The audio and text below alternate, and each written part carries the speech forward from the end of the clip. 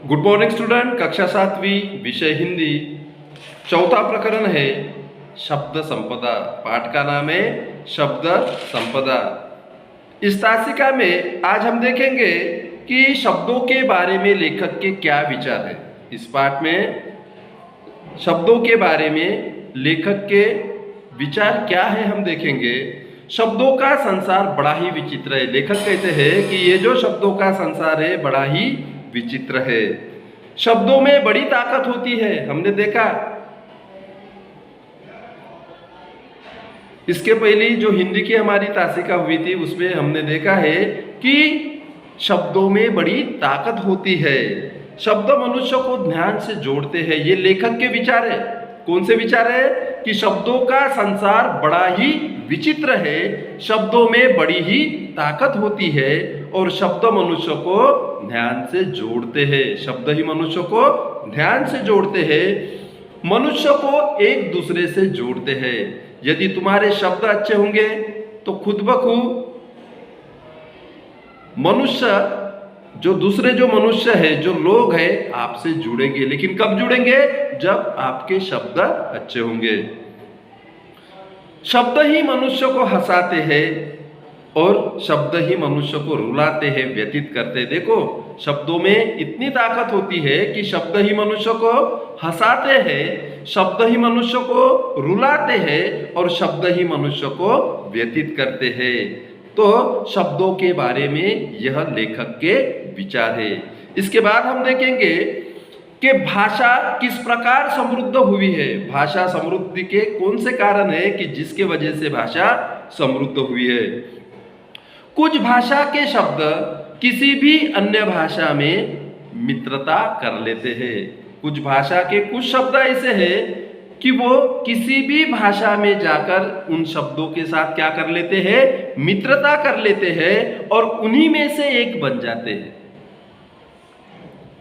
हम क्या देख रहे हैं? भाषा समृद्धि के कारण कि किस प्रकार भाषा समृद्ध हुई है। तो कुछ शब्द ऐसे हैं, कुछ भाषाओं के शब्द ऐसे हैं कि किसी भी अन्य भाषा से वो मित्रता कर लेते हैं और उन्हीं में से एक बन जाते हैं। इस प्रकार अनेक भाषाओं के शब्दों के आने से, इस प्रकार अनेक भाषाओं के शब्दों के आने से हमारी भाषा समृद्ध होती है। जो दूसरे भाषाओं के शब्द हमारी भाषा में आते हैं और वो वही के बन जाते हैं और इस प्रकार अनेक भाषाओं के शब्दों के आने से हमारी जो भाषा है वो समृद्ध हो जाती है। उसके बाद देखेंगे हम कि वाचन संस्कृति बढ़ाने से होने वाले लाभ। हमने अगर हमारी वाचन संस्कृति को बढ़ावा दिया तो उससे हमें किस प्रकार का लाभ होता है हम देखेंगे। अगर हमारी वाचन संस्कृति अगर अच्छी है तो कम से कम शब्दों में हम अच्छा बोल सकते हैं। हमारी वाचन संस्कृति यदि अच्छी है तो कम से कम शब्दों में हम अच्छा बोल सकते हैं, अर्थपूर्ण बोल सकते हैं। कम से कम शब्दों में अर्थपूर्ण बोलना और लिखना एक कला है।